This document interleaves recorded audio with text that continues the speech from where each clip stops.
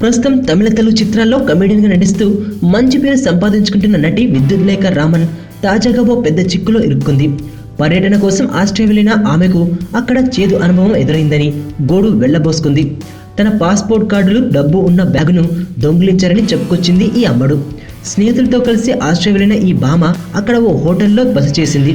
Hotel లాబీలో తన బ్యాగును ఎవరో దొంగిలించారని, అందులోనే తన పాస్పోర్ట్ ఉందని చెబుతుంది. హోటల్లోని సీసీటీవీ ఫుటేజుల్ని పరిశీలిద్దామంటే అందుకు హోటల్ యాజమాన్యం అంగీకరించడం లేదని తెలిపారు. ఓ వ్యక్తి తన వద్దకు వచ్చి అడ్రస్ ఏంటని అడుగుతూ దృష్టి మళ్లించే ప్రయత్నం చేశాడని, ఈలోపు మరో వ్యక్తి వచ్చి బ్యాగ్ను దొంగిలించాడని చెప్పారు. దీంతో విదేశంలో నిస్సహాయ స్థితిలో ఉన్న ఆమె సహాయం కోసం ప్రధానమంత్రి నరేంద్ర మోడీ, విదేశీ వ్యవహారాల శాఖ మంత్రి సుష్మా స్వరాజ్లను అభ్యర్థించారు.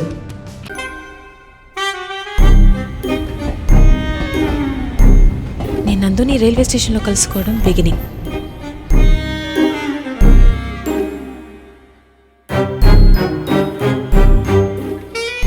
ఇది ట్విస్ట్. రావణాసురుడు మమ్మీ డాడీ కూడా శూర్పణఖని సమంతనే అనుకుంటారు కదే.